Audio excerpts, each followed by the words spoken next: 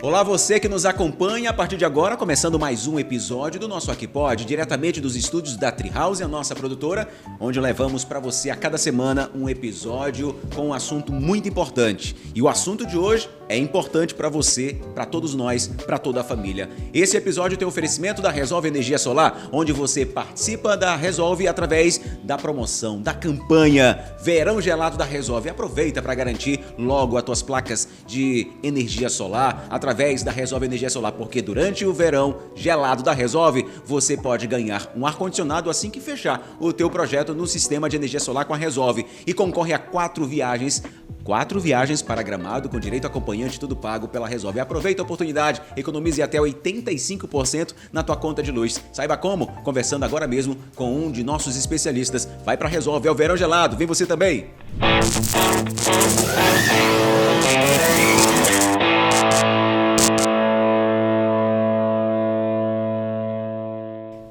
Minha gente, o assunto hoje é importante, é relevante para todos nós que temos filhos, adolescentes, crianças que toda vez, estão agora aqui, nesse momento. Quando você vai acompanhando esse episódio, eles estão ao seu lado no celular, jogando, conversando com alguém. Cuidado! E o assunto de hoje é importante para todos nós, por quê? Porque nós vamos falar sobre crimes virtuais, cybercrimes, através de um especialista que a gente trouxe aqui no nosso Aqui Pode, ele que é professor, doutor, PhD, Thiago Ximenes, que é mestre, doutor, pós-doutor, especialista em mais de 20 áreas que envolvem criminologia, direito penal, neuropsicologia forense, perícia criminal, psicologia jurídica e segurança da informação.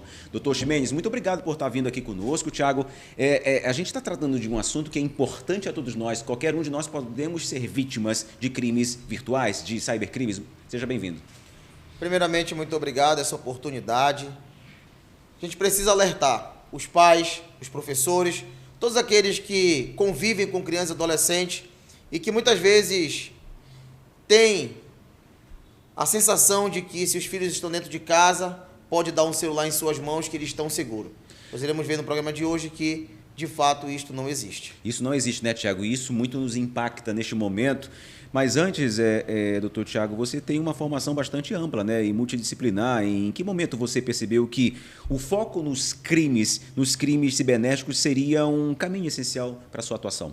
Na verdade, a minha primeira graduação em computação, logo em seguida eu tive o interesse de fazer direito e me apaixonei pela área criminal e a oportunidade de cursar mestrado em criminologia na Universidade de Porto, em Portugal.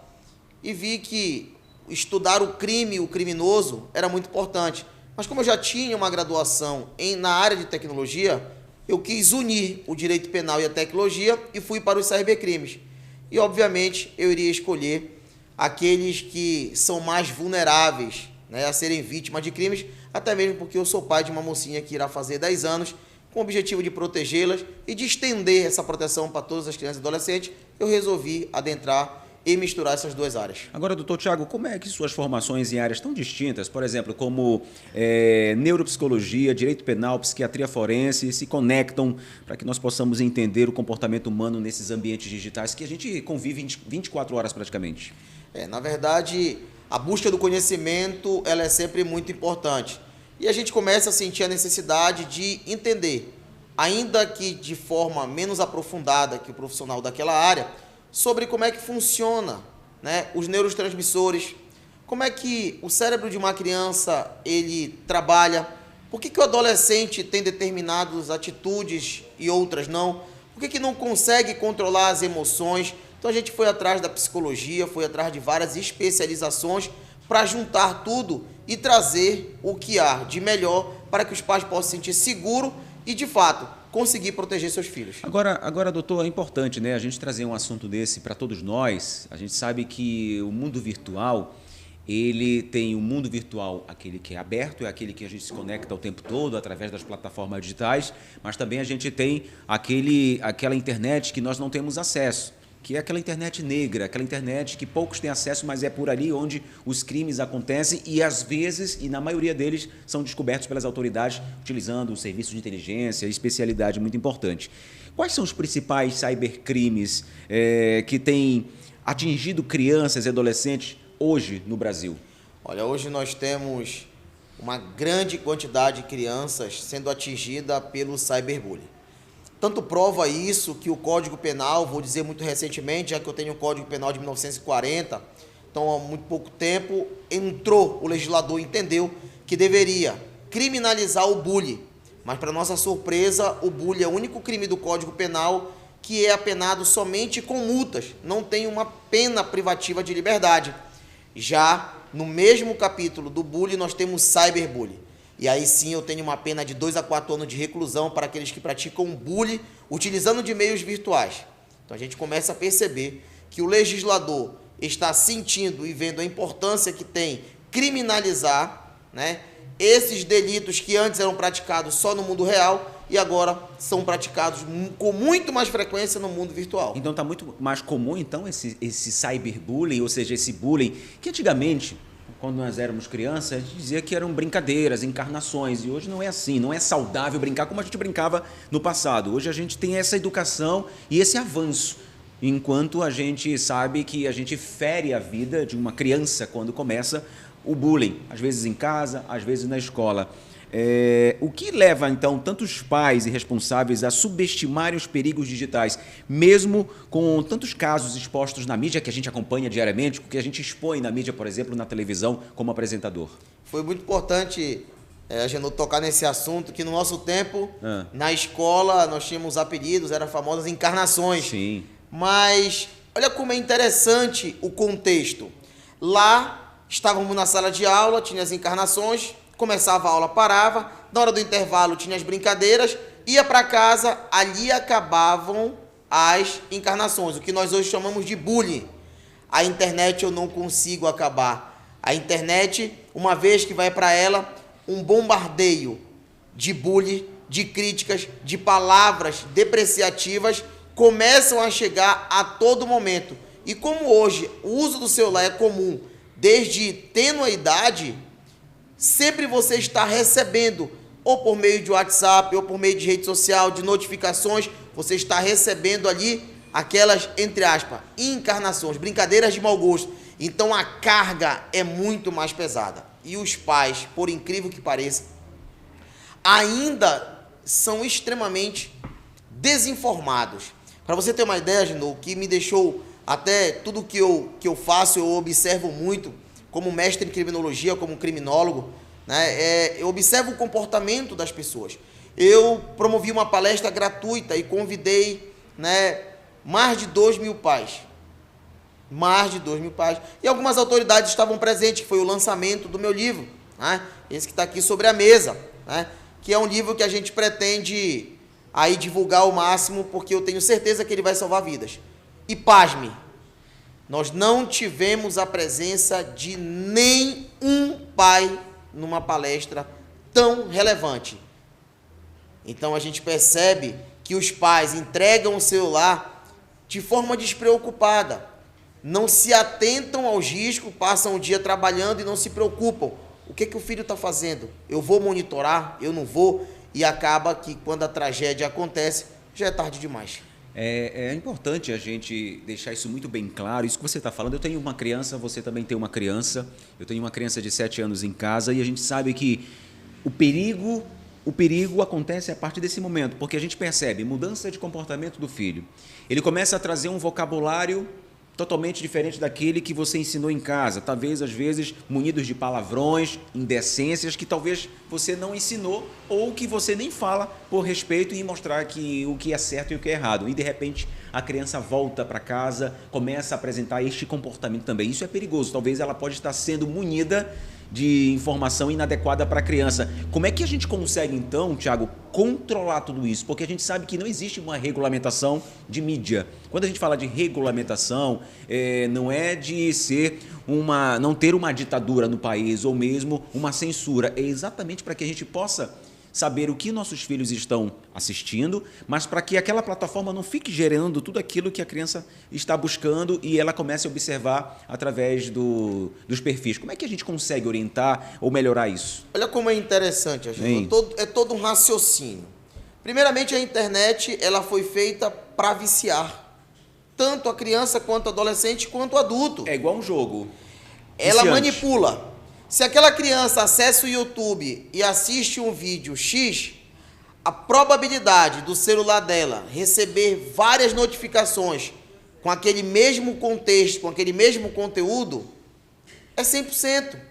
Nós mesmos, quando a gente está pesquisando alguma coisa no Google, por exemplo, quero saber sobre um carro, a gente quer comprar um carro novo. Chega e-mail, abre janelas, tudo mostrando promoção de carro. Até no Instagram. Todo canto. Por quê? Porque a internet ela pega o perfil daquele usuário que está acessando, ela compila e ela faz com que produtos e serviços sejam jogados para eles de forma que a possibilidade deles fisgarem, deles pegarem, é muito grande. E aí vem os grandes lucros.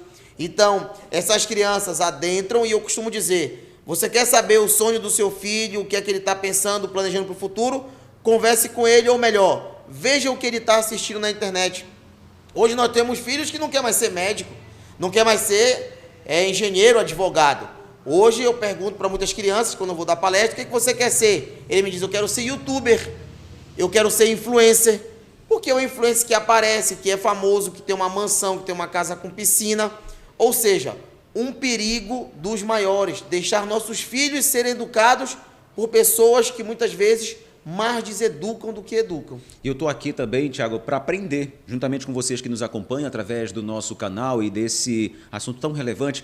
Nós estamos aqui para aprender com um especialista e como nós podemos também agir dentro de casa para que nossos filhos não sejam transformados por um mundo digital também perigoso, porque a gente sabe que na internet tem muita coisa boa, mas ao mesmo tempo ali no meio tem coisa ruim, e essa coisa ruim pode dominar a mente de uma criança. E eu te pergunto, Thiago, então existe uma idade mínima em que a criança deveria ter acesso às redes sociais, e o que a legislação atual diz sobre isso? Por exemplo, a gente sabe que alguns especialistas, psicólogos, pessoas que estudam e têm estas habilidades, dizem que hoje, por exemplo, para um adolescente ter uma rede social, que ela poderia começar a ingressar numa rede social com a idade mínima de 16 anos. Como é que, pelos teus estudos, pelos especialistas, o que se diz? Qual é a idade mínima para que uma criança possa ter acesso e ela dizer, a conta é minha?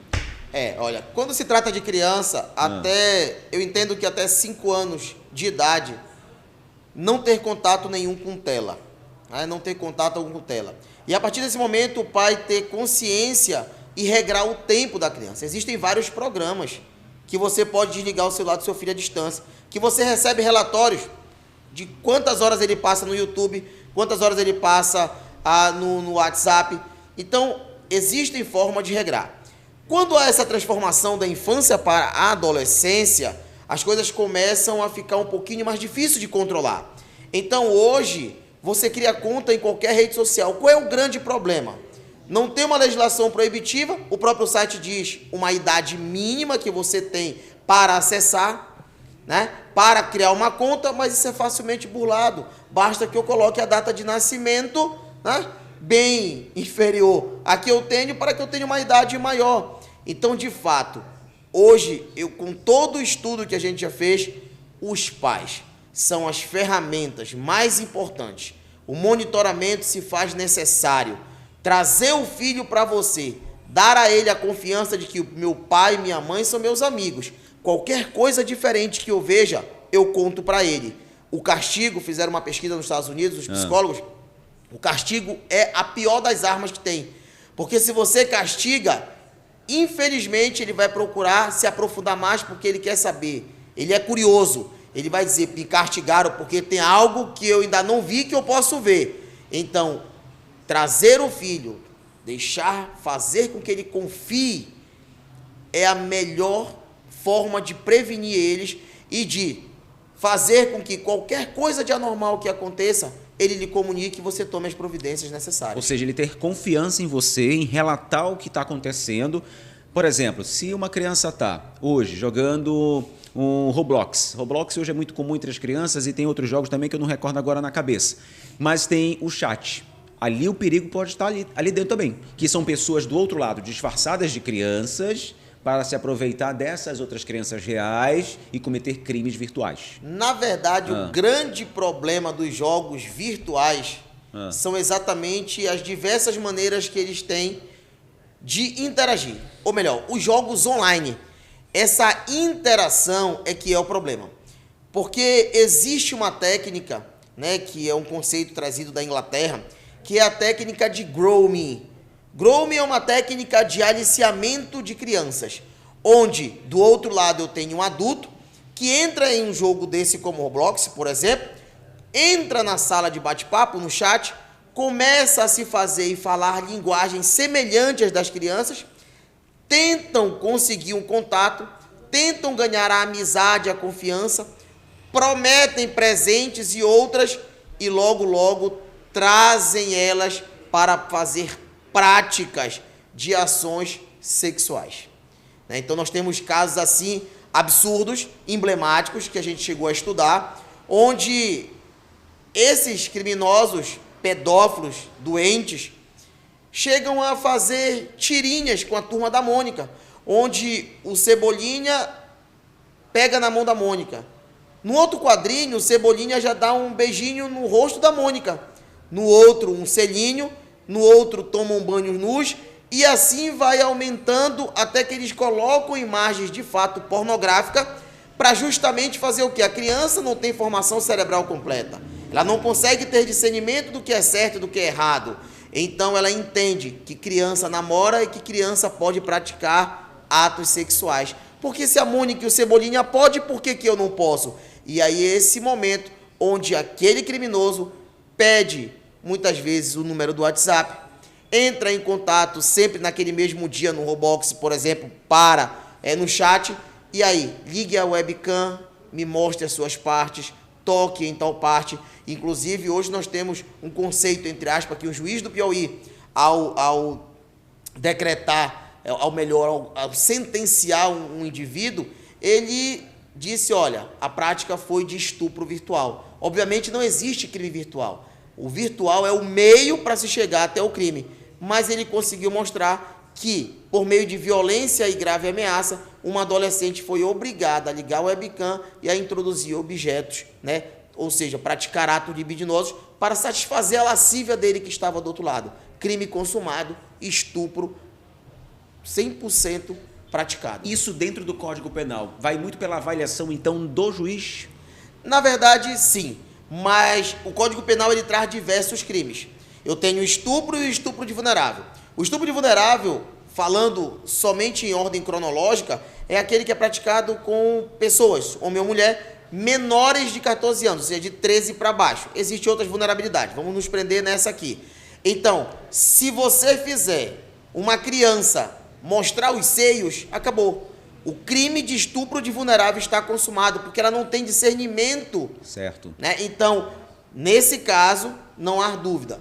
O juiz aplica o artigo 217-A do Código Penal. Se é o maior de 14 anos, eu já preciso que tenha violência ou grave ameaça, como muitas vezes a gente encontra. Adolescente mandando nudes, ou nudes que vazam na internet, alguém pega e diz, olha, se você não agora tirar uma foto ou fizer um vídeo se tocando, introduzindo objetos nos seus órgãos genitais, eu vou mandar isso aqui para todo mundo e vai acabar com a tua vida. Ou então, olha, eu sei quem é teu pai, eu sei quem é tua mãe e teu irmão. Eu vou mandar sequestrar e matar teu irmão se você não fizer tal coisa na webcam e me mandar, ou fazer ao vivo mesmo. E aí eu já tenho uma grave ameaça seguida de ali, entre aspas, um pedido, na verdade, forçando a pessoa a praticar um ato libidinoso. Agora, Ximenes, a gente sabe que existe uma cadeia de crimes virtuais que, obviamente, é passar um dia inteiro aqui para tratar de cada um e como a gente deve agir. E nos telejornais, principalmente locais aqui em Belém, na qual um deles eu trabalho, que é o Bora Cidade da RBA, a gente quase que todo dia tem assuntos envolvendo crimes contra crianças e adolescentes. A gente está tratando aqui de cybercrimes, mas é importante a gente também complementar com uma outra linha de raciocínio exatamente por isso. Porque muitas hoje pessoas envolvidas em crimes, a maioria, a Polícia Federal que investiga, né, de compartilhamento de pornografia infanto-juvenil. Ou seja, provavelmente imagens que são extraídas dessa maneira como você relatou agora, mas também até utilizando imagens do seu próprio filho pousado ali no seu Instagram, na sua rede social, e eles transformam essa foto como se fosse uma criança sendo oferecida para um ato sexual, enfim, para um compartilhamento. Como é que funciona o trabalho das forças de segurança, do serviço de inteligência, para a polícia chegar até aquele calabouço, até aquela deep web, onde é uma internet que nem eu, nem você, talvez possa ter acesso, mas a maioria das pessoas não tem acesso para poder extrair essas informações todas? Geno, tocaste agora num assunto importante, eu vou fazer uma grande reflexão e vou explicar exatamente como é que a coisa funciona, né? E fazer algumas pequenas correções. Olha só, primeiramente, esses crimes onde há divulgações de fotos pornográficas de criança e adolescente não estão no Código Penal, estão no ECA, no Estatuto da Criança e Adolescente. E hoje nós temos uma coisa chamada de IA, Inteligência Artificial. E aí que eu sou muito ferrenho na crítica relacionada ao mau uso das redes sociais. Se você me perguntar qual é a minha rede social, eu não tenho e nunca tive nenhuma rede social. E eu tenho meus motivos. Então, o que acontece? Hoje os pais praticam o que nós chamamos de superexposição. Expõem os filhos ao extremo. Colocam fotos de crianças tomando banho na piscina que para ele é inocente, mas que com a inteligência artificial, uma adolescente, uma menina de 13, 12 anos, pré-adolescente, eu consigo com inteligência artificial fazer com que ela tenha uma foto de biquíni, o seu biquíni seja retirado e ela apareça nudez. E digo mais, a imagem é perfeita. Muitas vezes, a própria vítima diz, mas eu não tirei essa foto, porque ela se reconhece, porque a perfeição é muito grande. Parece de fato que ela está uma foto de nudez. Por que a Polícia Federal geralmente é que investiga? Porque os crimes praticados pela internet, ela não tem fronteiras. Ela com um clique sai do Brasil e vai para a China. E eu te digo mais, não é Deep Web o local perigoso. A Deep Web a gente até acessa, eu e você. Então, para entender, ficar bem claro, a internet é como se fosse um iceberg. A ponta do iceberg que fica aparecendo acima do mar, aquela pontinha é o que nós acessamos. Se eu digitar no Google lá, aqui pode, vai aparecer, né, o seu canal no YouTube, tudo direitinho. Então todos têm acesso. Isso é a internet que nós conhecemos. É a famosa Surface Web, a internet superficial. Abaixo dela eu tenho a Deep Web. A Deep Web já não aparece, fica abaixo ali no iceberg, abaixo do mar. Porém, a Deep Web é um local um pouco mais seguro. Quando você entra, por exemplo, na sua conta bancária e precisa digitar um login e uma senha, naquele momento, aquele endereço que vai te levar direto à tua conta para você ver as suas transações, extratos, fazer qualquer tipo de transação bancária, isso é a Deep Web. Um ambiente mais protegido que pode ou não ser utilizado para a prática de algum crime. Agora que você não conhece, a partir de hoje vai conhecer, é a que está mais abaixo, é a Dark Web. Essa é a internet escura. Esse é o mundo sombrio da internet, onde nem eu, nem você acessa. Precisa de programas específicos e precisa que alguém te forneça o endereço exato, que é extremamente complexo, cheio de caracteres bem diferentes, para que você tenha acesso ao que está ali. E tu vai me perguntar, e o que está na Dark Web tão perigoso? E eu vou te dizer, de forma assustadora.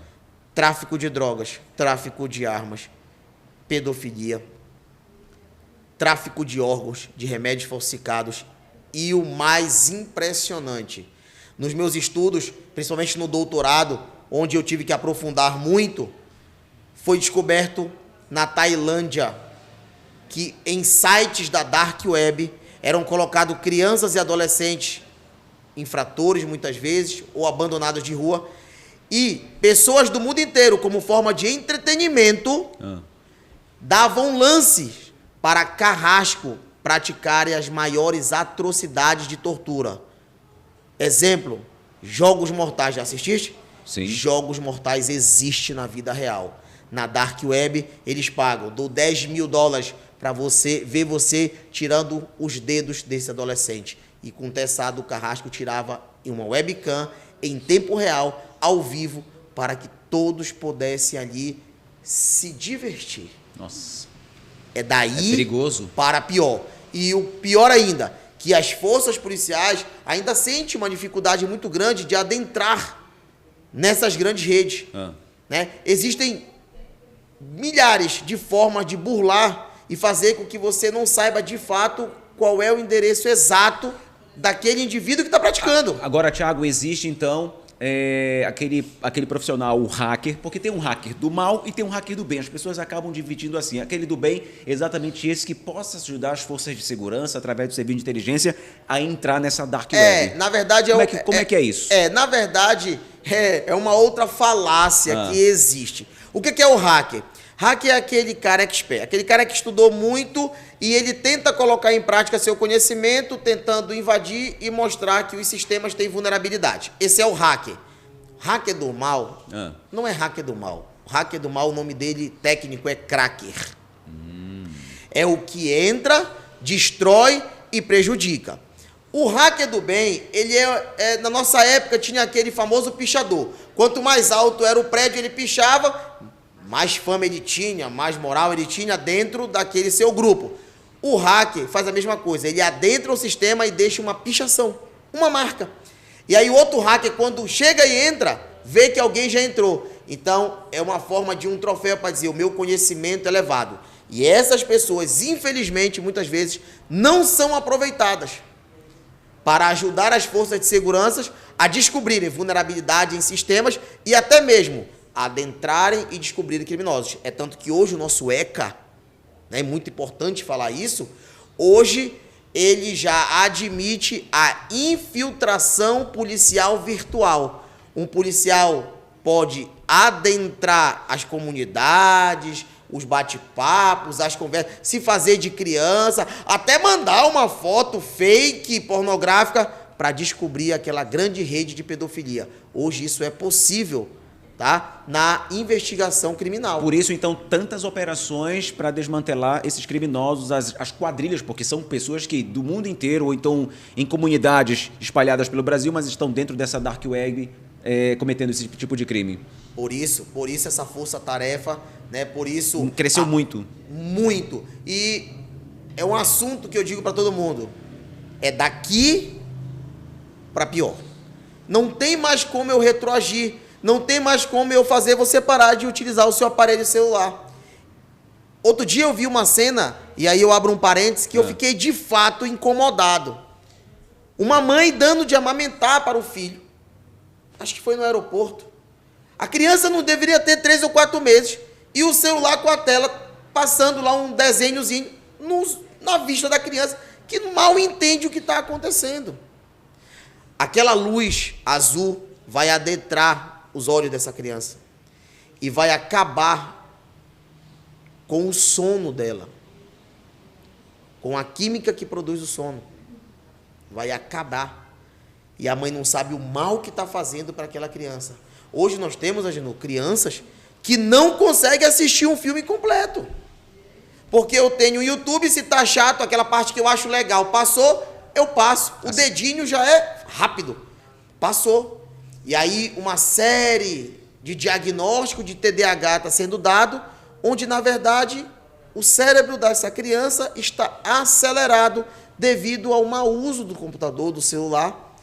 Ele não tem nada, ele não tem mais paciência, porque aquilo que dá prazer para ele, aquilo que faz com que tenha uma elevação de dopamina, né, que é o neurotransmissor que te dá o prazer, a satisfação, ele está acostumado ao tempo todo sentir prazer, porque ele só vai ver aquilo que ele quer o tempo todo. Então, o tempo todo ele está em euforia, como se fosse uma droga. E acaba que a plataforma vai te jogando só aquilo que tu queres. Sempre. Existe uma coisa, não sei se... O algoritmo provoca isso, né? Já ouviste falar em capitalismo de vigilância? Já. Capitalismo de vigilância, você é vigiado de tudo que você faz.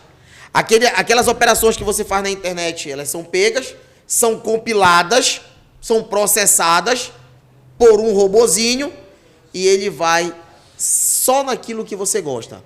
O toque, o som, a cor, a estrutura, o layout de todas as plataformas que você vê na internet foram feitas para lhe viciar. Hoje o Brasil, uma informação importante, hoje o Brasil é um dos países que mais passam tempo nas redes sociais. Em média, 8 horas o brasileiro gasta o tempo de uma jornada de trabalho nas redes sociais.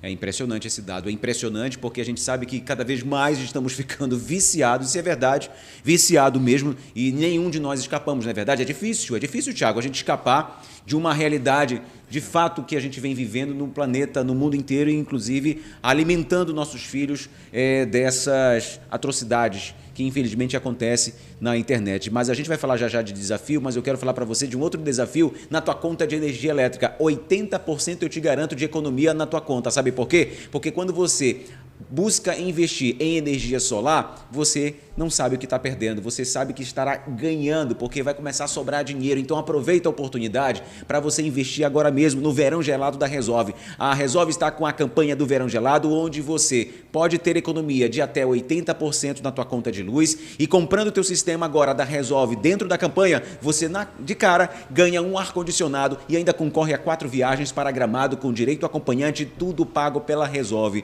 Quer saber mais? Aproveita. Olha, leia o regulamento, fale com o especialista agora mesmo através deste QR Code que está aparecendo. Fale com o especialista, ele vai na tua casa, vai fazer o levantamento de quanto você gasta de energia para que você possa receber o melhor projeto financiado pela Resolve Energia Solar. Aproveita, é o Verão Gelado da Resolve, a nossa energia transforma vidas.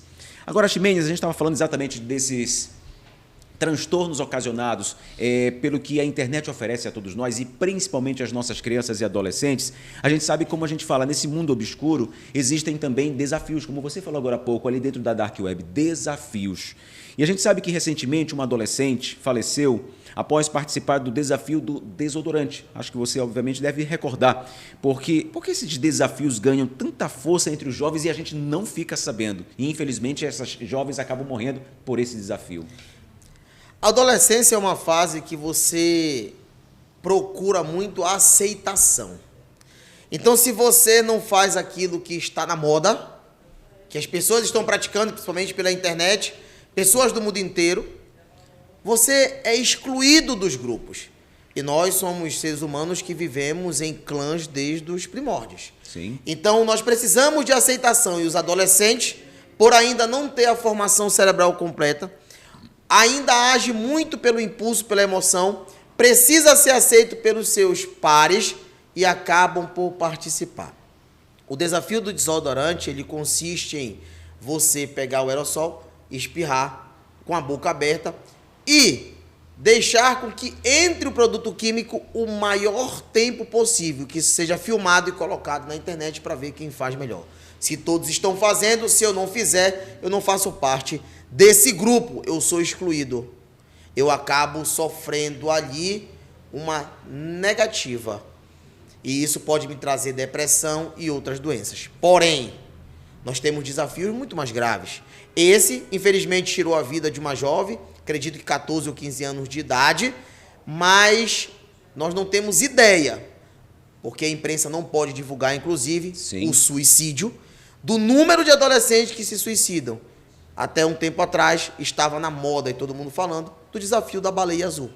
Desafio da baleia azul eu precisei aprofundar muito e confesso, até falei para o meu orientador de doutorado na época, o senhor não quer que eu entre e tente manipular de alguma forma para ver até onde vai? Ele falou, não, então não é necessário. E logo em seguida, o criador do baleia azul foi preso na Rússia. O baleia azul consiste em 50 desafios. Inicia muito simples, assistir um filme de terror sozinho em casa, no escuro. Se você mora no prédio, o segundo desafio, por exemplo, seria ir até o último andar e olhar para baixo, isso tudo filmado. Nossa. E tudo sendo devidamente acompanhado por um, entre aspas, um coordenador, né? Alguém ali que está para gerenciar e ver se você está para passar para as próximas etapas. E qual era o objetivo? Fazer você perder o medo da morte. O último era justamente você se matar de alguma forma. E o que a gente fica sabendo, muitas vezes, em sala de aula, alunas minhas chegam, professor, o que eu faço? A minha filha está se cortando toda. Automutilação, inclusive entrou no Código Penal. O que era só induzimento, instigação e auxílio ao suicídio, hoje o Código Penal completou. E a automutilação, onde tem penas muito mais graves se praticado pela internet. Porque é dali que vem. Hoje a maioria dos crimes, Agenor, principalmente crimes contra a dignidade, crimes contra a honra, muitas das práticas não estão sendo mais descaradamente. É muito complicado alguém estuprar, chegar perto, não tem ninguém, fazer aquilo, não ouvir grito, não ser surpreendido. Dificulta mais, mas pela internet são 2 telas, tem distância. Hoje não existe mais estelionatário que vai conversar contigo, bater papo e te arrancar dinheiro. Tem gente que clona teu WhatsApp, se faz de familiar e pede dinheiro. Então a tendência é esses crimes aumentarem. E esses desafios, eles vêm por meio de séries. A última que agora ficamos sabendo é uma série americana, onde o adolescente é viciado no uso de cocaína. E o que é que os adolescentes no Brasil estão fazendo para simular o que o adolescente dos Estados Unidos da série faz? Enche a carteira de corretivo, deixa secar, raspa o corretivo com um estilete e cheira literalmente o corretivo para simular o uso da cocaína semelhante ao adolescente dos Estados Unidos dessa série. Olha, Chimenez, está trazendo informações que talvez a maioria de vocês que nos acompanham nunca ouviram falar. Olha, a prática que os jovens estão fazendo, eu também não sabia, uma informação nova para mim, e é importante, de você preencher aquele papel com corretivo, aquele corretivo seca, você raspa e aquilo vira como se fosse cocaína. E eu te pergunto uma outra também, é um outro desafio que acontece, que é vídeos como a bailarina caputina, que viralizam aí os conteúdos assustadores. O que acontece com o cérebro da criança ao consumir esse tipo de conteúdo também? Nós começamos aqui o nosso podcast falando. Você disse, muitas vezes nossos filhos traz palavras, ações, gestos que a gente não ensina em casa. Daí que vem. Então, a bailarina caputina é um personagem que veio da Itália, né? Que justamente ela faz com que ela bate nos colegas, ela joga jogos onde GTA, onde eu tenho o mocinho, tenho o policial e você é o traficante, você é o assaltante de banco. Ela te engloba nesse meio. Ela te dá cappuccino com veneno, quando ela não gosta de ti. Ela chama palavrões. Ela faz piadas de conteúdos sexuais. E o seu filho, ele vai repetir o porquê. Porque a criança, como lhe falei, a fase da infância é uma fase de repetição.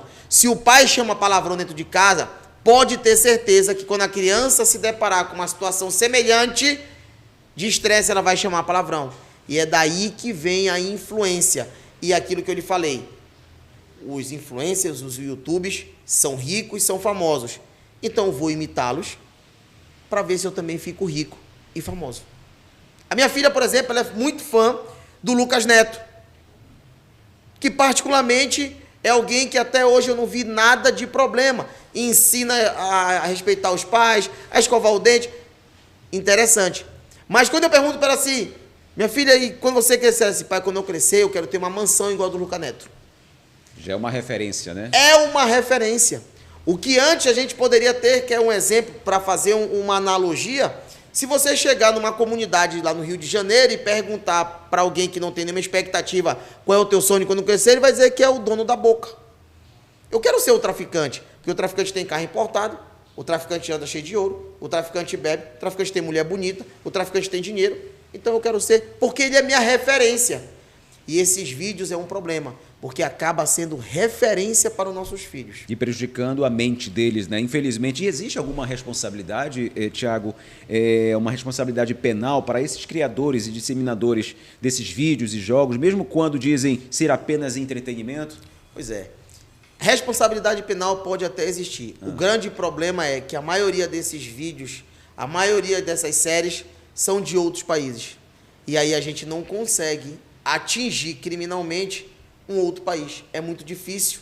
Então, se está num servidor que é de lá, para ter o controle disso é muito complicado. E acaba que as justiças não se comunicam na maioria das vezes. E aí torna quase que impossível tentar puni-los. E assim, põe no YouTube. O YouTube está dizendo que só pode acessar quem tem 18 anos. Se seu filho acessa, o problema não é meu. Então, porque muitos desses conteúdos, então, Tiago, continuam, então, escapando desses filtros, esses conteúdos perigosos, dos filtros das plataformas como TikTok e YouTube? Como é que eles conseguem escapar? Olha, por lá? Vamos lá. Quando você, geralmente, pelo título dos vídeos, é que há esse maior filtro. E você pode prestar atenção no YouTube, quando você quer escrever sexo, por exemplo, você escreve sexo. Escreve um S, um 3, um X e um 0. Ele não reconhece a palavra sexo. Está camuflado a palavra sexo. Então, quando ele coloca esses caracteres, dificulta muito. E agora imagina, Genô, o quanto é difícil, como é que vão ser analisados milhões, bilhões, trilhões de horas de vídeo para saber em que parte daquele vídeo é chamado um palavrão. É falado algo de conteúdo sexual. É muito, muito complexo. O controle, por quê? Porque hoje a quantidade de dados gerados pela internet, a gente não tem ideia. E é interessante porque, como você falou, né? Como é que ele vai conseguir filtrar milhões e milhões de formatos de escrita, mas para que possa chegar àquela conotação? Aqui a gente não pode falar palavrão. Se a gente chamar algum palavrão aqui, falar algo que seja referente à sexualidade e outras coisas mais, isso pode ser cortado, assim também como pode ser derrubado o conteúdo, assim também como o algoritmo não reconhece e não consegue entregar mais esse perfil, esse vídeo para tantas outras pessoas que possam estar interessados nesse conteúdo. Isso chama atenção, né? Quer dizer, é difícil, não é fácil para as autoridades, principalmente para as plataformas, em tentar filtrar. E logo no começo também, Thiago, a gente estava falando, logo na abertura, você falou sobre bullying, né? A gente estava falando sobre bullying, que é a antiga encarnação, as brincadeiras de mau gosto que nós tínhamos quando crianças com outras crianças, e isso a gente não pratica mais porque a gente tem esse entendimento. Qual a diferença entre o bullying tradicional e o cyberbullying? E por que esse último que eu te falei pode ser ainda mais devastador? A gente falou logo no começo, mas a gente vai concluindo essa linha de raciocínio. Como nós falamos no começo, hoje a internet ela traz um conceito chamado de hate speech, que é o discurso de ódio. Quando várias pessoas se reúnem para criticar de forma reiterada, para depreciar, para humilhar, para menosprezar uma criança, um adolescente. Lembro que quando eu era criança, eu sempre tive o cabelo muito liso, então todos os índios da vida que tinha nome era meu apelido. Todos os índios eram meu apelido. Hoje, uma criança que é um pouco mais gordinha, que é um pouco mais magrinha, que ganha um apelido desse, complica. E que acontece? Os memes, as figurinhas, que ele fica constantemente vendo. Então, é aquela pessoa que todo o tempo está tendo acesso ao que lhe faz mal. Por isso o cyberbullying, ele veio com tanta força no Código Penal e muito mais grave, é apenado de forma muito mais grave do que o próprio bullying, porque é algo que não tem dimensão. Você coloca uma foto com seu pai, com a sua mãe, chove de comentários. Seu corpo é feio, parece uma baleia, que corpo horrível. A criança absorve aquilo, lembra? Ela não consegue ter discernimento. Ela absorve aquilo, traz para si, não quer mais ir para a escola, não quer mais sair de casa, não quer mais se alimentar, porque se sente gorda e a minha amiga é magra. Então, hoje, a internet, devido, inclusive, as crianças estarem diretamente ligadas e a gente não consegue mais controlar tão fácil, a tecnologia entrou na vida das crianças e está cada vez com menos idade, elas vão ter acesso o tempo inteiro a esse conteúdo odioso, desrespeitoso, né?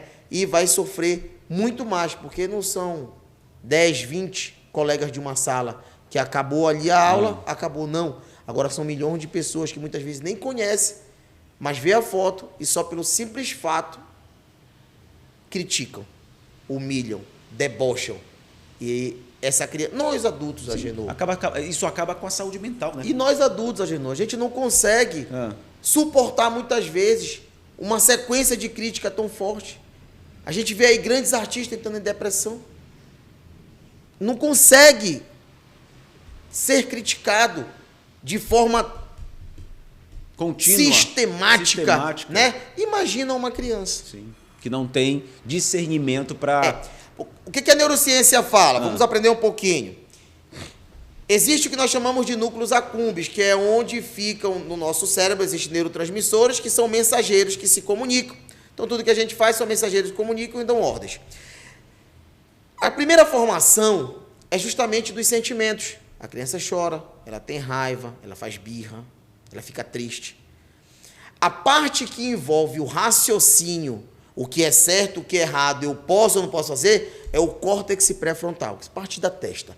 E esse só se comunica perfeitamente com essa outra parte que mexe com os sentimentos por volta de 23 a 25 anos. Por isso hoje se explica o porquê que 18 anos é menoridade penal. Porque o adolescente, ele age por impulso, não é que ele não saiba o que ele faz, ele sabe. O que ele não faz é controlar, ele não consegue ter o controle. Porque se nós aqui vermos uma pessoa e acharmos bonita, a gente tem um controle de não ir lá e pegar nas partes dela. Mas alguém que não consegue ainda ter essa comunicação com o que é certo ou errado, com raciocínio lógico, ele vai e pega. E aí o problema é justamente por isso que um pedófilo pode passar 1000 anos preso, a hora que ele sair, ele vai praticar de novo. Porque é doença, ele não tem cura. Mas dentro do Código Penal é tratado como doença? Não. E aí, inclusive, eu tenho um artigo que eu publiquei, tá? Que fala justamente disso. Que no meu entendimento, era para ser tratado como doente, ser aplicado ele o que nós chamamos de medida de segurança, onde ele ficaria internado em tratamento, e o Código Penal diz, ele só pode voltar para o convívio social quando de fato ele não tiver mais periculosidade. Quando isso vai acontecer? Nunca. Nunca. Então o objetivo é deixar ele lá pelo maior tempo possível de anos, que hoje seriam 40 anos, para justamente ele não voltar para o seio da sociedade e atingir mais crianças ou adolescentes. Agora, quando é que o bullying digital passa do limite e se transforma em um crime previsto em lei? O que é o bullying? É muito clássico. Ele fala que é justamente essa... Porque bullying do inglês vem de valentão. Certo. Essa valentia, derrubar o lanche, empurrar. Ele pede que seja sistemático. E aí a doutrina vem e vai falar o que é sistemático. Uma única vez é sistemático? Não. Eu preciso de reiteradas ações, né? Na internet ou no físico. Eu preciso repetir para que aquela pessoa, de fato, se sinta incomodada. Então, geralmente a doutrina diz, olha, de 3 vezes em diante.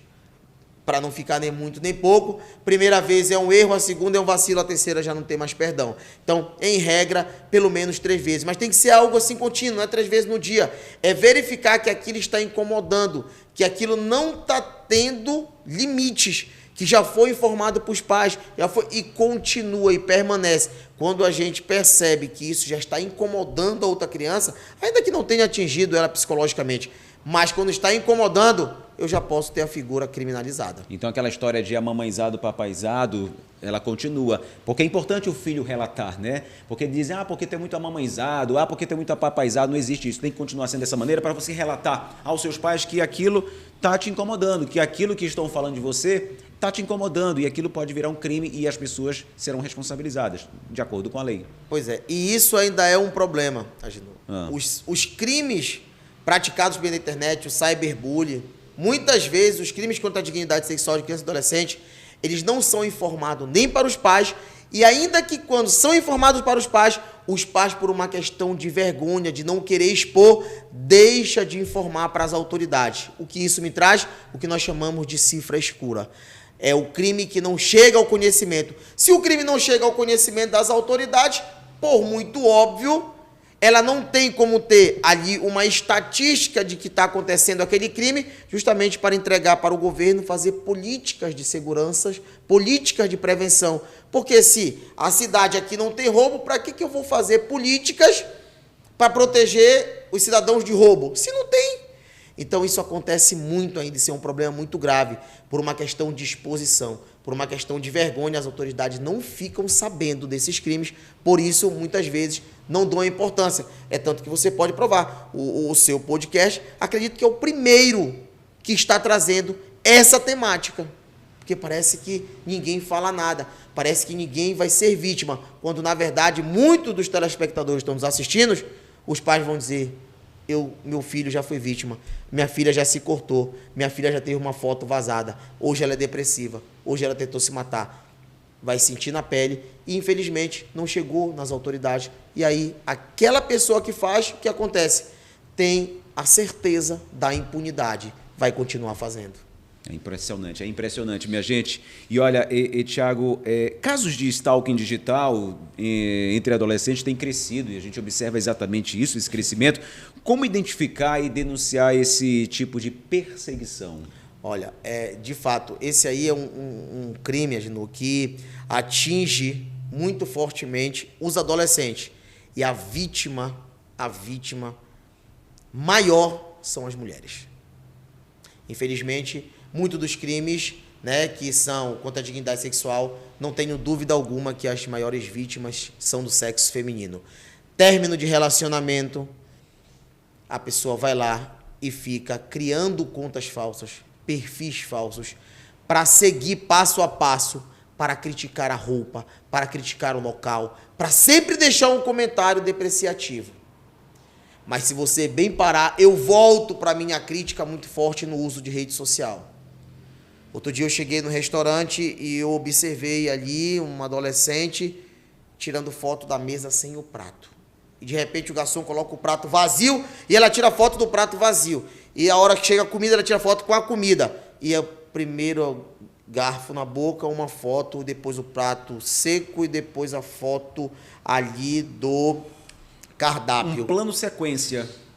Já tem gente postando a entrada para tomar banho. Ou seja, você se auto-expõe.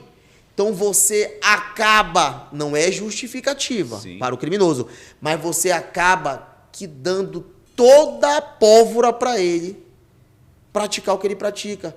Eu só sei que o Agenor está comendo lá no Cumbu, se o Agenor postar dizer que está comendo no Cumbu, senão eu não sei. Não sei como meu ex-namorado sabe que eu estou aqui.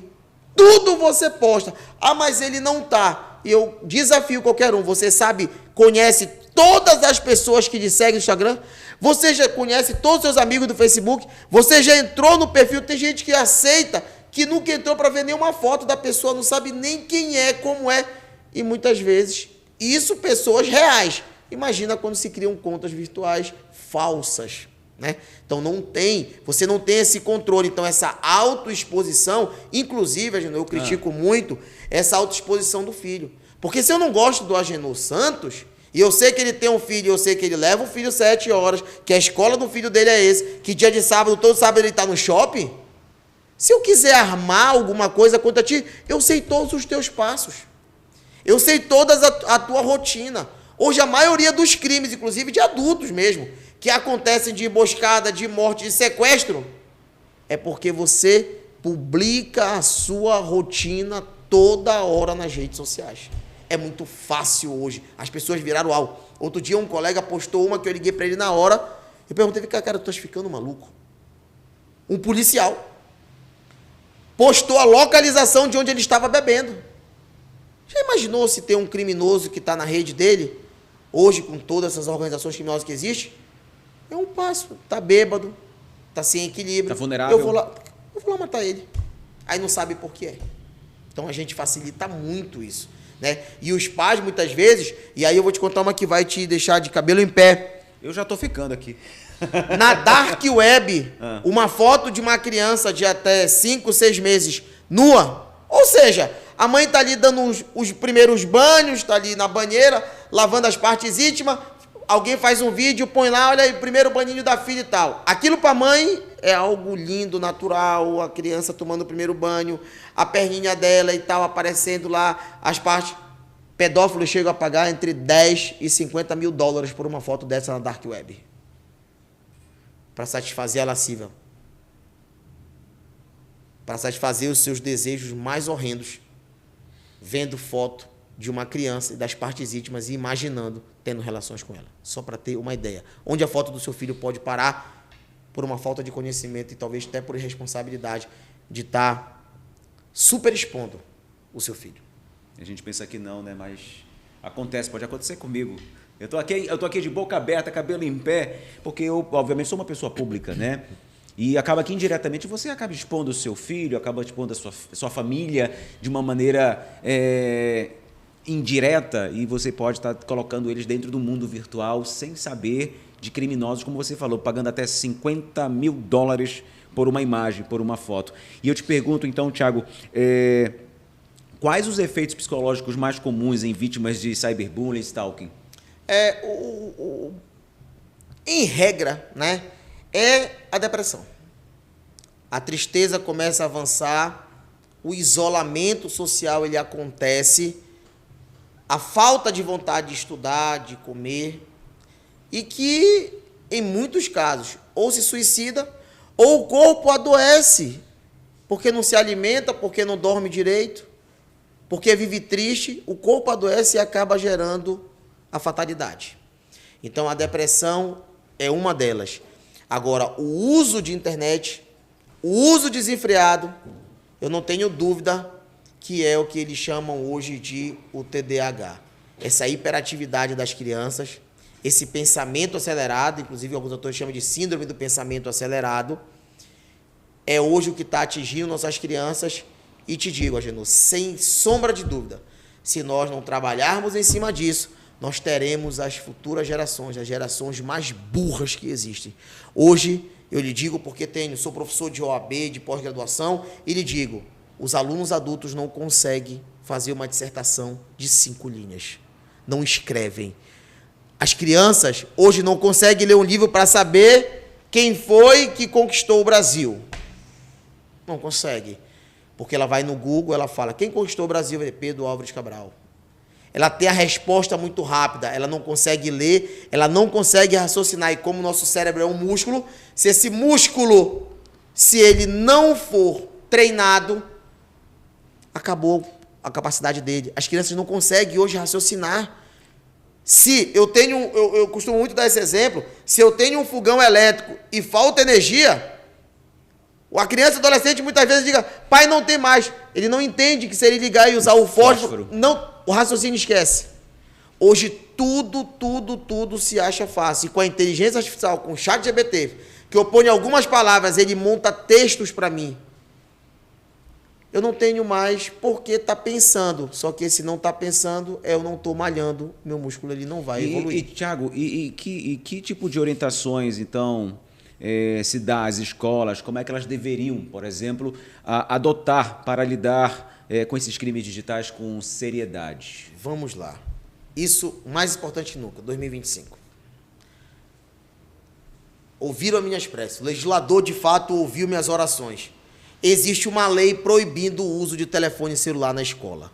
É uma lei muito nova, que já começou a ser aplicada. Só pode ser usado se for para finalidades didáticas e com monitoramento e acompanhamento. Hoje nas escolas não pode mais ter ninguém usando o telefone celular. Isso já foi uma evolução gigante. Mas eu continuo batendo na mesma tecla. A responsabilidade, o monitoramento, a conscientização, a prevenção tem que ser feita por parte dos pais. Escola ajuda, mas quem educa são os pais. E quando você entrega um celular na mão do seu filho para que ele fique calado enquanto você vai assistir o jogo, enquanto você vai fazer outra coisa, você está acabando com a vida do seu filho. Você tem que ter regras, impor limites. Existem milhares de programas que a gente instala e a gente tem controle de onde a gente estiver, a gente desliga o celular. A gente faz tudo e ninguém liga mais. A criança tem que saber, só são 30 minutos, é 30 minutos e ponto. Aí aproveite como você quer. Monitore, veja o que o seu filho está fazendo. Outro dia um coronel estava conversando comigo e que o filho dele, adolescente, disse, pai, eu não quero que você entre no meu quarto, porque meu quarto é minha privacidade. Ele disse, quando você crescer e você tiver seu dinheiro, é sua privacidade. Por enquanto, você é inquilino meu e da sua mãe. É aquela história que nossos pais diziam, né? Tu não é dono do teu nariz, né? Então, enquanto comer do meu feijão, né? Vai apanhar do meu cinturão. E é por aí. Então, tem que acabar com isso. Não, eu não posso adentrar a intimidade dele. Privacidade. Eu não posso ver a privacidade, porque aí, senão, ele vai se revoltar. É melhor ele se revoltar e se conscientizar depois do que você perder ele para o mundo do crime, porque nós falamos aqui de alguns. E quando esses adolescentes, cheios de sonhos, cheios de vontade de ter iPhone, cheios de vontade de ter roupa bonita, é recrutado pelo tráfico de drogas. Porque se o pai não pode dar, te garanto que o tráfico dá. E onde vem os convites, leva tal pacote, tal canto, pela internet, não tenha sombra de dúvidas disso. Ou seja, atenção pais, viu, Tiago? É um assunto importante e impactante Eu estou aqui pensando na minha vida, inclusive, diga-se de passagem, por ser pai de uma criança de 7 anos e às vezes a gente acha que de uma maneira inocente você possa estar deixando o teu filho livre disso. Na verdade, você não está deixando livre, você pode estar inserindo indiretamente ele dentro desse crime virtual, desse mundo digital criminoso. Agora, Tiago, a gente falou sobre essa exposição. Agora há pouco você falou sobre a exposição, né, dos nossos filhos, a exposição infantil exagerada nas redes sociais, feita pelos próprios pais. Isso pode ser considerada também uma forma de violência, então? Olha, a partir do momento que você expõe seu filho, e hoje já existe o que nós chamamos de a responsabilidade civil dos pais, do que nós chamamos de abandono digital. O abandono digital ele acontece de duas formas. A primeira dela é quando você entrega na mão do seu filho um aparelho celular. E a segunda delas é quando você, ao menos, monitora o que ele está fazendo. Inclusive, você pode ser responsabilizado civilmente pelos atos do seu filho. O seu filho, apesar de adolescente, não pense que pode ficar impune, não. Ele pode ser, sim, responsabilizado pelo que nós chamamos de ato infracional, que é equiparado ao crime. E ele pode parar, sim, atrás das grades, com nome bonitinho de medida socioeducativa. Mas pode, sim, ter a sua liberdade restringida. Então, esse abandono digital que hoje acontece, os pais têm uma responsabilidade muito grande.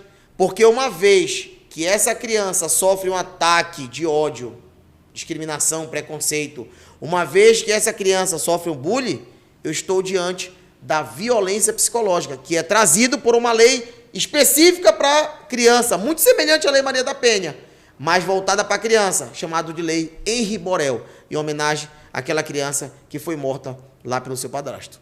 Agora, o uso de filtros, máscaras virtuais desde cedo pode impactar, então, nessa autoimagem e a identidade das crianças, né? Síndrome de dismorfia.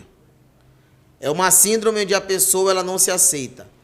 Qualquer sinal, qualquer alteração que ela acha que tem falha e que atinge a imagem dela e a beleza, ela se desespera. E hoje eu tenho uso de filtro. Eu vou te contar uma. Fizeram na Inglaterra um estudo e uma pesquisa e pegaram diversas pessoas. Pasme. Quase todas utilizavam muito fotos com filtro. E a hora que colocaram na tela o psicólogo, você é essa ou é essa? Nenhuma se reconheceu como sendo a foto original. Todas diziam, eu sou aquela, o filtro. Qual é o problema disso? Que uma hora você vai passar na frente do espelho. E você vai ver que você não é aquela imagem que você tem com filtro. Então você vai querer atingir cada vez mais a perfeição. Virtual, eu uso o filtro normal, mas aí começa a doença, o desespero pela perfeição corpórea e aí começa o vício em todo e qualquer tratamento estético e cirúrgico para mudar as suas feições, e a gente vê as aberrações que acontecem. E isso na juventude também acontece, mais ainda. Isso na juventude, eu estou falando exatamente na juventude. A juventude é aquela que cada um quer ser mais bonita do que a outra, quer mostrar mais do que a outra. Eu digo que as redes sociais, Agenor, é um mundo de muita ilusão. E qual é o problema disso? O problema é que, pode ver, na rede social ninguém é triste, todo casal é feliz, todo mundo é rico, todo mundo ganha bem, todo mundo veste roupa de marca. E aí você aqui, que não tem a mesma coisa, automaticamente se compara. Aquele casal vive feliz, aquela menina vive em festa. Olha só, ela comprou uma bolsa de 2.000. E muitas vezes a bolsa é falsa e coloca que é verdadeira. A festa não é dela, a foto na lancha não é dela. Quando você começa a se comparar, você diz a vida dela é muito boa e a minha não presta. O que acontece? Realmente eu não tenho jeito, eu não tenho saída para minha vida. Eu entro em depressão até chegar à morte. Cara, impressionante como as pessoas tentam se comparar, e é verdade, né? Acha que a pessoa, aquela família, aquele homem, aquela mulher tem uma vida muito melhor, que a vida deles é perfeita e não é muito assim, não. É muito pelo contrário, as redes sociais acabam nos iludindo. E aí eu te pergunto, existe então, a gente sabe, né, Thiago, que existe uma geração crescendo com distorções de realidade causadas por excesso de likes, filtros e comparação, como você falou agora, né? Exatamente, eu volto de novo no neurotransmissor chamado de dopamina. Quando você tem um like, a sensação de aceitação, a sensação de euforia, ela vem. Olha, todo mundo curtindo a minha foto. O prazer, aquilo vai ao extremo, né? Quando você tem um dislike, é o inverso. A dopamina não sobe. E se você está acostumado com alto nível dessa sensação de prazer, de satisfação, quando ela cai, você vai para o nível da depressão. Que aí é o quê? A baixa da serotonina, que é outro neurotransmissor responsável pela alegria, pela felicidade. E é exatamente aí, Agenor, que eu aproveito o gancho para dizer, é aí que os jogos online, eles atingem. Pode ver que nas primeiras jogadas ele deixa você ganhar. E você eleva a sensação de ganho, tô me dando bem. E aí ele começa a baixar. E daqui a 20, 30, 40 jogadas, que já perdeu R$1.000, ele deixa tu ganhar 100.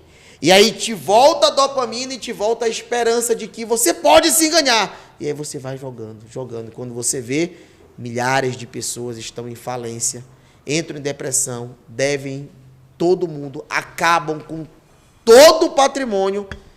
E isso tudo, como nós falamos, é manipulado pela internet. E eu te pergunto, Thiago, o que você acha, então, dessa jogatina que está acontecendo no Brasil, onde famílias, pessoas estão destruindo seus lares por causa de jogos eletrônicos? Qual é a resolução e o que pode mudar daqui para frente com relação ao controle que deve ser imposto pelo governo federal em breve? Pois é. Esse é um problema muito grande. O que acontece no país? A gente consegue visualizar isso muito claramente. Tudo que envolve muito dinheiro, infelizmente, envolve ações de políticos mal intencionados para a criação de normas que autorizem a prática. Então foi discutido muito no Senado, foi aprovado que tem agora bets que podem funcionar, que pagam não sei o quê, não sei o quê. E outro dia eu estava vendo a CPI das bets, né? Inclusive achei muito interessante que uma influencer chegou lá e disse assim, mas você faz propaganda sabendo? Ela disse, eu faço propaganda sabendo, porque foram vocês mesmos que aprovaram. Eu achei uma tapa belíssima por parte dela para dizer, olha, vocês aprovaram e agora estão fazendo o quê? Criticando. Então tudo que envolve muito dinheiro, infelizmente, é muito difícil de combater. Então se eu não consigo combater proibindo, o que é que eu faço? Eu não tenho como proibir os influencers, os youtubers, postar lá o que eles postam de bobagem. Mas eu tenho como fazer o que nós estamos fazendo. Trazendo a informação para o público, mostrando como se prevenir e dizendo, olha, isso aqui só é um pedacinho, esse podcast. Você pode achar muito mais conteúdo e estratégias para tirar, para pelo menos minimizar a possibilidade do seu filho adentrar nisso. E adolescentes, tá? Estão viciados aos extremos. Até as bets que falavam de jogos de futebol, que no primeiro momento era uma questão de fato de sorte, quem ganha e quem perde, hoje nós temos aí várias denúncias de manipulação de jogos, porque a bet diz, olha, 100 milhões, 1 bilhão de aposta num time X. Meu irmão, faz ele perder. Dá um jeito de empatar. Como é que a gente vai pagar tudo isso? Se ele empatar, se ele perder, eu dou tanto. Manipulações em jogos. Então, quando envolve dinheiro, infelizmente, a proibição fica cada vez mais difícil. Mas a gente tem como prevenir, tem como informar e o melhor, Gino, é trazer de fato exemplos. É mostrar, eu tenho palestras que, claro, com tarjas, eu mostro a realidade de uma criança de tenra idade sendo depois de ter sido violentada sexualmente. Tem que mostrar. E, Thiago, como evitar, então, que crianças e adolescentes usem a internet como forma de validação emocional? Muito bem. A validação, ela vai sempre existir na vida das crianças e dos adolescentes. Como eu iniciei falando, nós viemos de clãs, de tribos. Então, a gente precisa está em comunidade. A comunidade vai estar aqui. É como eu digo, a droga vai estar aqui. Agora, você chegar até ela, você querer se validar, vai depender muito aqui da sua criação. A minha filha muitas vezes chega comigo, pai, eu queria tal coisa. Olha, o da minha amiga é original. Mas se o senhor puder comprar pelo menos o falso, eu quero, mas o da minha amiga é original.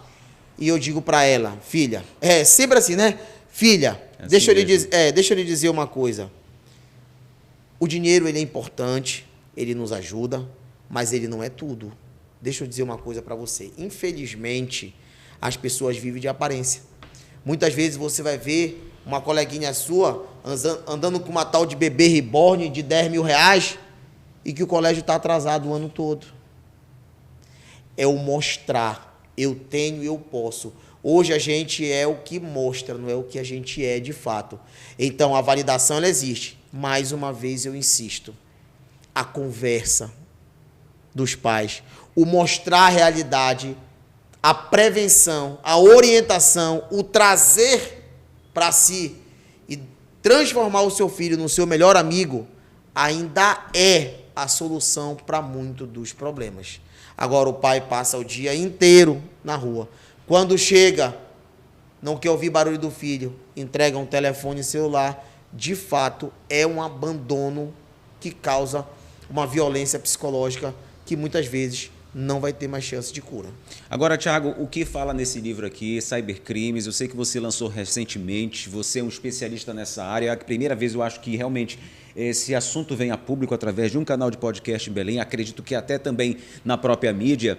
Protegendo crianças e adolescentes, conhecimentos, mais prevenção, é o que a gente tentou falar aqui de uma maneira mais encurtada devido ao próprio tempo. A gente sabe que se a gente prevenir, a gente consegue salvar a vida dessa criança, consegue melhorar a saúde mental dela, a saúde emocional, se a gente estiver bem atento ao que o mundo virtual mostra e a gente tem que dar e impor limites. Fala um pouco mais sobre o livro aqui. Esse livro aqui, ele começou ainda quando eu iniciei o doutorado.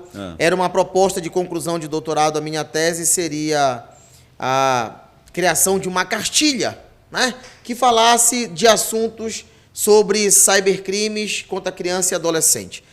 Passando o pós-doutorado, eu transformei isso em um livro. O que é que traz a cartilha? Traz desde as leis que falam da proteção e da nossa responsabilidade, não só como pais, mas como sociedade, que é o que você está fazendo hoje, trazendo essas informações, até mesmo os crimes que o Código Penal traz, os crimes que o ECA traz e os conceitos todos, de internet, de deep web, os conceitos de fake news, os conceitos relacionados aos desafios praticados na internet. Eu tenho aqui todas as camadas da internet. Eu tenho aqui desenhos e palavras e ações que as crianças mostram e os pais não percebem que elas estão sendo vítimas, como é que se comportam.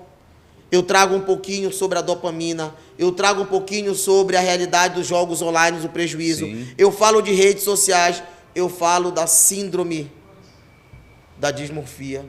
Eu falo, aí você vai encontrar tudo o que você precisa para saber os perigos que a internet traz, o que as nossas legislações trazem, inclusive eu trago aí quem você procurar, qual é o órgão, como você denunciar, o que fazer, o que pesquisar. Então esse é o alicerce, porque a cada dia surge um desafio, Sim. surge, né, um crime diferente. Mas se você tem esse alicerce, conhece o que é um vírus, o que é um crime, como previne, como acessar, qual é o tempo limite que uma criança, um adolescente de tantos anos pode ou não acessar a internet, o que fazer, como monitorar, como trazer para si. Se você tem esse alicerce, qualquer crime que venha a surgir, nada mais é do que uma melhoria desses que já estão aí. Você consegue uma verdadeira enciclopédia de conhecimento para os pais, professores. Inclusive, eu estou com uma proposta de tentar levar isso aí para as escolas públicas como forma de workshop e formar professores nesse assunto para que eles possam ser multiplicadores. Nosso objetivo aqui é multiplicar. Inclusive, eu fiquei muito feliz que 2 dias após ter sido lançado o livro, esse livro foi parar nas mãos, foi coisa de Deus, não tem explicação, foi parar nas mãos lá no Congresso Nacional do diretor do filme Som da Liberdade, o norte-americano, estava aqui. E a deputada Ana Cunha, a qual eu agradeço muito, conseguiu entregar uma cópia desse livro para um dos filmes que mais relatou os abusos sexuais contra a criança, né, nas telas do cinema americano e mundial. Ele recebeu uma cópia desse livro. E olha, minha gente, um livro amplamente bem ilustrativo, como ele falou, com imagens, figuras, aquilo que a gente não conhece, mas ele está muito bem autoexplicado aqui. Esse livro é encontrado onde, hein, Tiago, hoje, esse livro? Atualmente ainda está sendo... Essas versões são as versões de presente para os amigos. Certo. Pedi para a editora, mas logo em breve a gente pretende divulgar aí, né? Podem ficar atentos que logo em breve a gente pretende divulgar nas mídias aí da vida os locais que você encontra à venda. E o mais importante é tentar fazer com que as escolas, tanto públicas quanto privadas, possam levar esses livros para dentro da sala de aula. Um livro com custo extremamente baixo e que pode salvar vidas, e garanto que o preço dele não é 10% de uma consulta com psicólogo, caso seu filho seja acometado por um crime. Com certeza. Tiago, só para a gente encerrar, qual é o maior erro, então, dos pais na criação digital dos filhos e qual é o seu maior conselho para todos nós, pais? O maior erro é não ter conhecimento. Eu costumo dizer, Agenor, eu tenho vários artigos, inclusive agora recentemente eu participei de um que fez parte de um livro na Universidade de Santiago de Compostela, na Espanha, estudo sobre adolescência, e eu fui um dos palestrantes. E na semana passada eu enviei para uma revista Quality americana, que me pediu uma versão em inglês também, de um dos meus artigos. E eu digo, conhecimento é a maior e mais poderosa de todas as armas que existe. Então o pai só vai conseguir ajudar o filho, só vai conseguir orientar, só vai conseguir prevenir-se contra qualquer tipo de ato criminoso, primeiro se ele tiver conhecimento. Então, pais, conheçam e, o melhor, acolham os seus filhos. Não amedronte, não puna. Faça com que ele tenha confiança e que, de fato, ele saiba que você é o super-herói, que a qualquer momento você está para ajudar e não para criticar e para punir. Então, conhecimento, mais prevenção, salvam vidas. Esse é nosso lema. Muito bem, professor, doutor PhD Tiago Chimenez, muito obrigado pela tua participação. Acho que foi bem esclarecedor. Você aí que nos acompanha, deixa teu like, deixa a tua mensagem, deixa aí a tua pergunta também dentro do nosso canal para que em breve até o próprio Tiago possa acessar e responder qual a sua dúvida. O Tiago, você atende também a famílias? Você tem um escritório? Hoje eu faço consultoria de advocacia criminal. E caso, obviamente, tenha alguém que tenha sido vítima de cybercrime, queira saber os procedimentos legais, a gente sem nenhum problema está para ajudar, está para aconselhar e está para dizer qual é o caminho que deve ser seguido. Tiago, muito obrigado pela tua disponibilidade de estar aqui com a gente nesse papo esclarecedor. Você vai acompanhar os recortes também em nossas redes sociais, no Instagram e no nosso TikTok. Obrigado por você nos seguir por lá também. O Tiago me disse que não tem rede social, não é isso, Tiago? Não tem. Não tem rede social, não tem collab, viu, Tiago? O Tiago 2, não tem collab com ele, mas eu tenho certeza que os assuntos que a gente vai trazer são importantes para todos nós pais. Mais uma vez, muito obrigado e até uma próxima conversa. Agenor, eu queria agradecer imensamente, queria aqui deixar também o meu agradecimento a alguns parceiros que vêm nos apoiando, né? A minha própria assessoria de imprensa, Marlon Almeida, a JS Advogados, tá, também, que nos apoia muito. E dizer que isso tudo aqui começou de uma princesinha que está lá em casa, daqui a pouco vai estar nos assistindo. Foi inspiração para proteger a minha filha Maria Flor, que eu disse, além da Maria Flor, as crianças e os adolescentes do mundo inteiro precisam de proteção. Então, toda essa inspiração, toda essa gama de estudo, de pós-graduação, doutorado e assim por diante, foi com o único objetivo: vamos salvar nossas crianças porque elas são o futuro do nosso país. E a cada dia surge um novo crime, infelizmente, por isso que a gente precisa se capacitar e ter cada vez mais conhecimento ao lado de sempre de quem entende, principalmente das autoridades. Esse foi um episódio, mais um completo para você aqui no nosso canal, no YouTube. Aproveita, já deu o teu like, então olha, não esqueça de compartilhar esse vídeo. Ele é importante ser compartilhado para as outras pessoas que ainda não tiveram acesso ao nosso canal e diga para elas se inscreverem, porque aqui tem sempre um assunto relevante a cada semana. No oferecimento da Resolve Energia Solar, você já sabe, o verão gelado da Resolve continua. Você comprando o seu sistema, fechando o seu sistema de energia solar com a Resolve neste mês de junho, começo de julho, você ganha um ar-condicionado e ainda concorre a 4 viagens para Gramado, com direito a acompanhante, tudo pago pela Resolve. Fale com o especialista e tenha a certeza que você vai ter economia na tua conta de energia de até 85%. Fale com um especialista ou com uma Resolve mais próxima de você. Esse é o nosso Aqui Pode, diretamente dos estúdios da Treehouse, a nossa produtora que coloca para você e deixa para você esta qualidade audiovisual para que você possa acompanhar o nosso podcast. A gente se encontra na próxima semana. Não esqueça de dar um like. Valeu!